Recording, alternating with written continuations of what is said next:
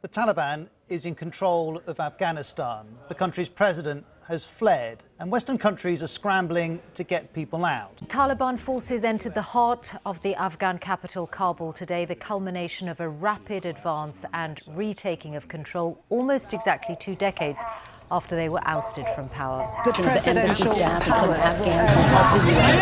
Panic, chaos, a staggering collapse. The Taliban have taken Afghanistan. Ben Solomon was in Kandahar just before that.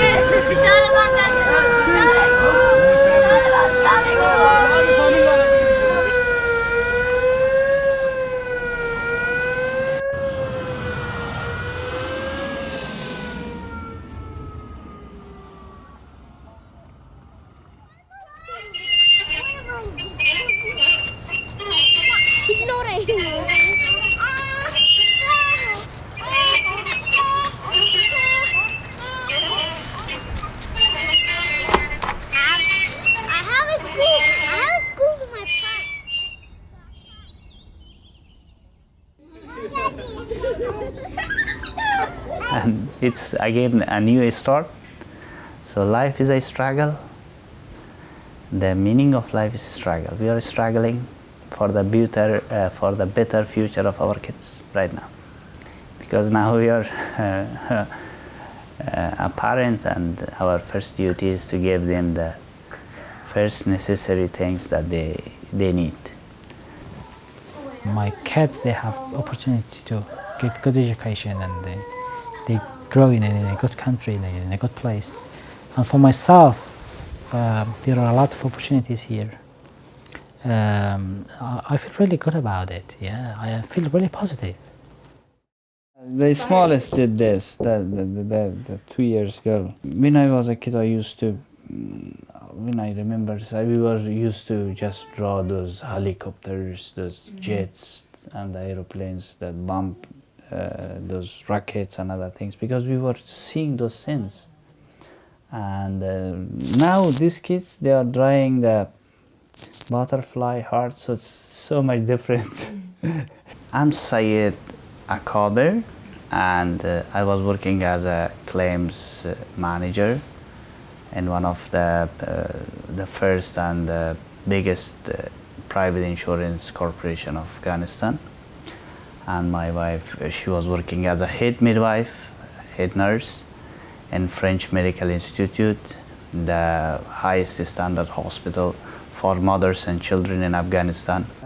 I was the owner and the founder of the news agency called Khaama Press. It was established 12 years ago in 2010. And me and these 2 kids, we have been targeted. We were bombed. Yeah.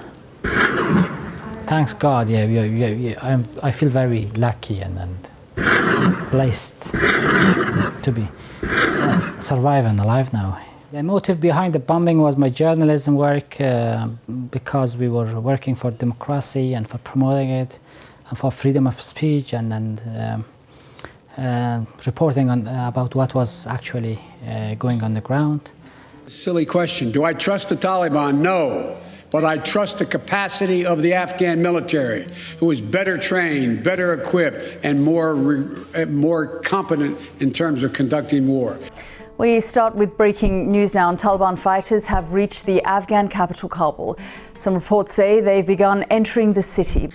By day's end, Taliban fighters were sitting at the desk in the presidential palace. Afghanistan's army gave up without a fight.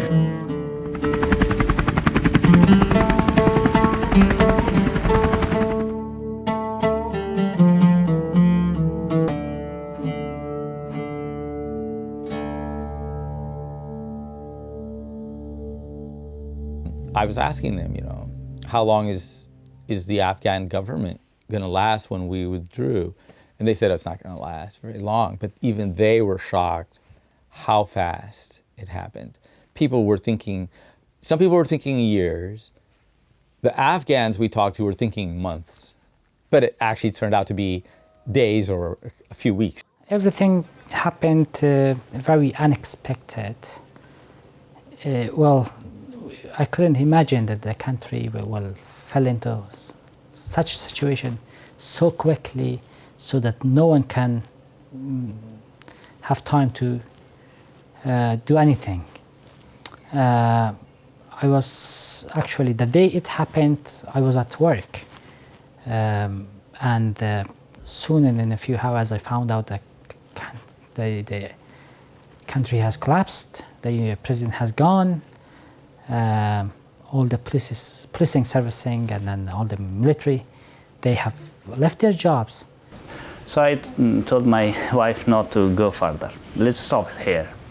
And she told me that if you want to experience your son, your daughter, the whole tragedy again as we did through our whole life, so it's okay, let's go back. If you wanna stay and stand and fight with this situation for the betterment of their future, then don't say this, let's go back, we'll go forward. And then after that we were flown to Qatar, and then from there to Germany, and then from there to United States. I was feeling quite lucky to be evacuated and to having the opportunity to leave the country in such a situation. But at the same time, I was very much unhappy, sad for the country.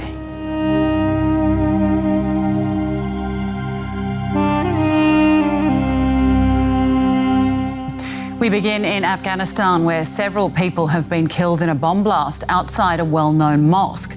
The explosion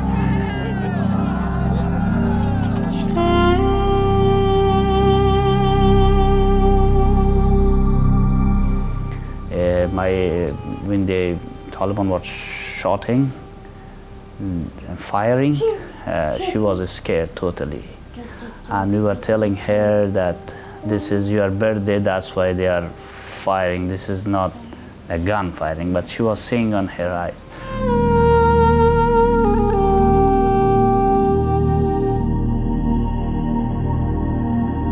Still we are dreaming those bad days. And my little girl, she suffered so much. She was shouting for whole night, and everywhere it was dark. When we, from Dallas to Texas, when we had a flight there, for during whole night we stayed to the airport there, and she thought that she will suffer the same as she suffered in airport in Kabul. She was shouting. We don't have any other choice. But right now it's good. Right now we are managing, and she is getting better. My son is getting better. That's a book. What's your name? Rafar. Are you in school, Rafar? Yeah. Do you like school? Yeah. And what's your favorite subject of school? School? I like to read and English. How old are you? I'm 5.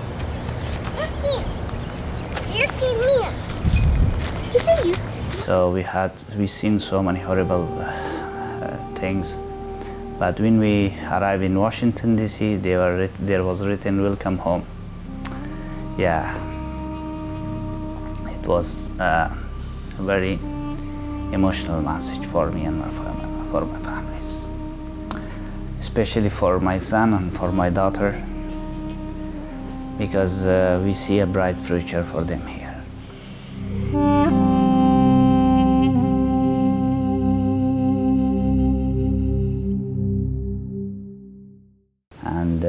Last week my son joined school. We were told that education is not for a limited time.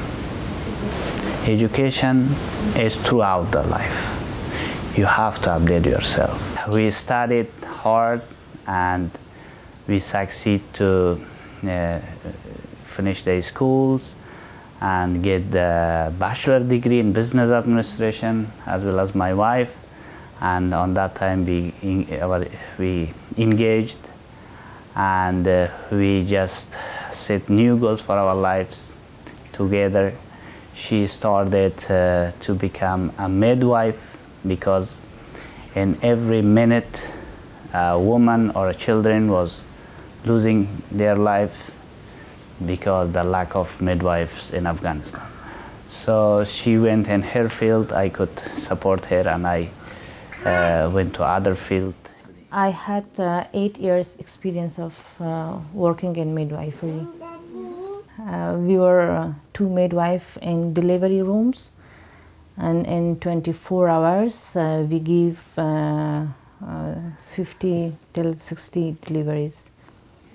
Afghanistan women's need a midwife or a good midwife that they day by day the rate of mortality rate of mothers and children was going high. That's why I select to be a midwife and help the Afghan women and mothers to give them safe delivery and save their newborns and their lives.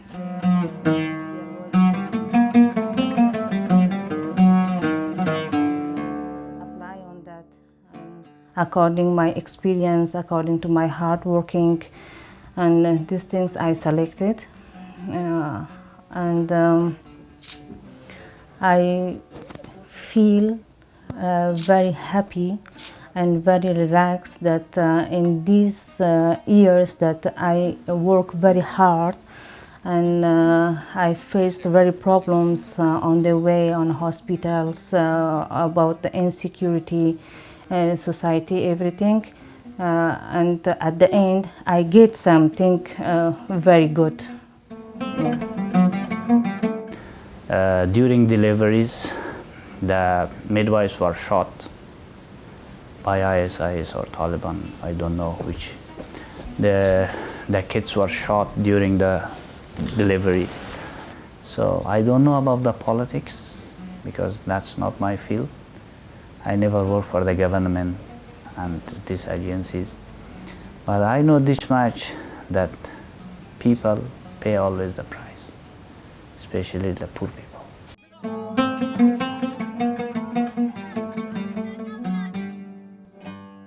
Now, of course, we have 60 to 70,000 people that we need to absorb, but the United States has big shoulders, you know.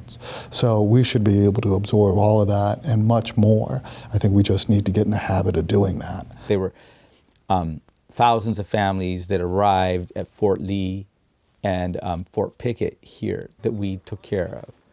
And so they basically came with the clothes on their backs. I got sick mentally. I went into very depression mode. I have fled to my country.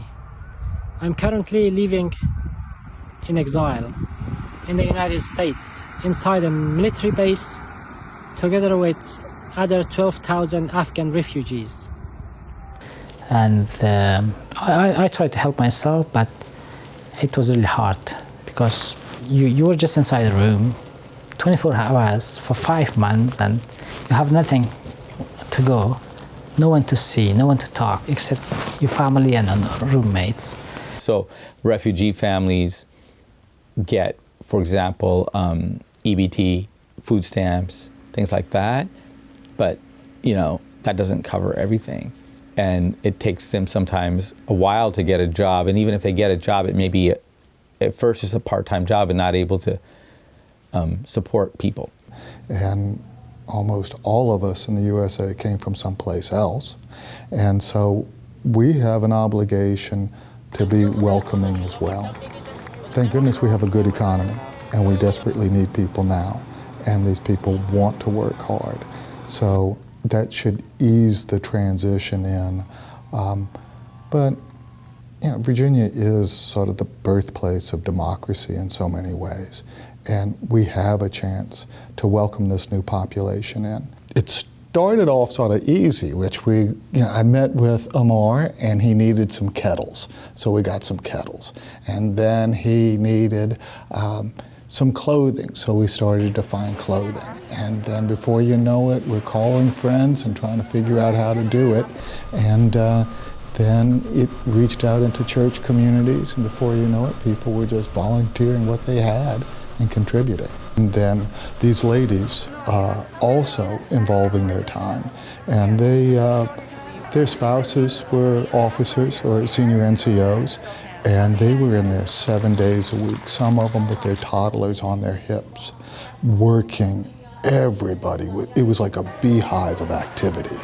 Volunteers coming in with their minivans full of clothes, people who were volunteers at their churches. It was a really interesting mix of community, all with the purpose of doing something good. So if we can bring these people in and Virginia becomes their new home, we all win. It'll be a better place.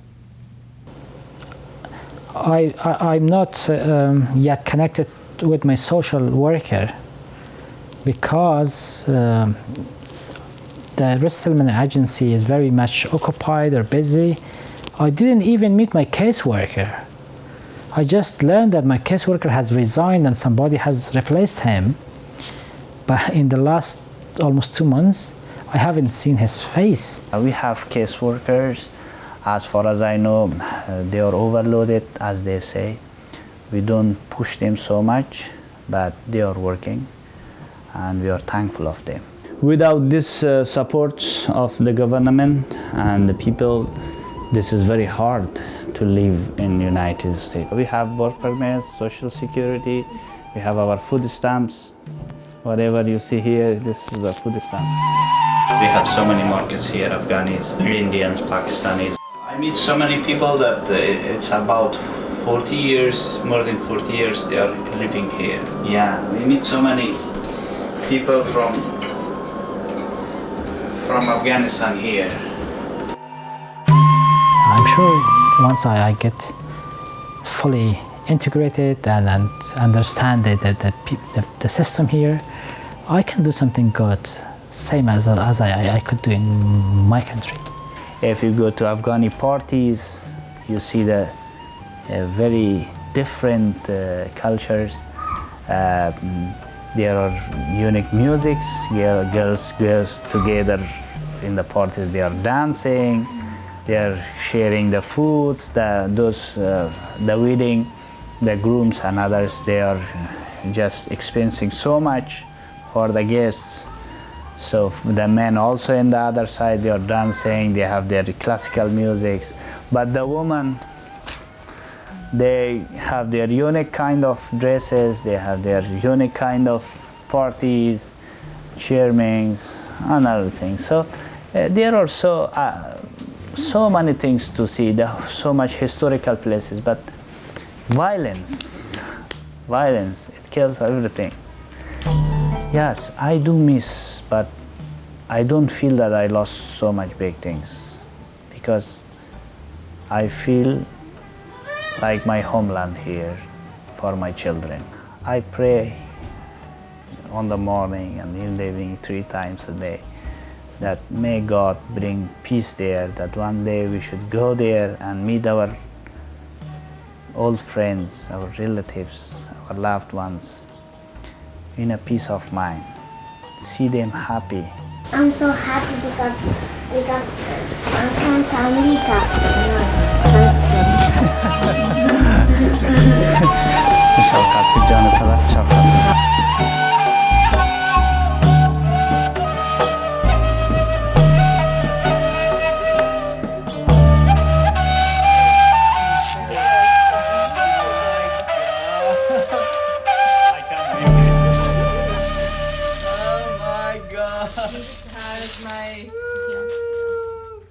That's so nice.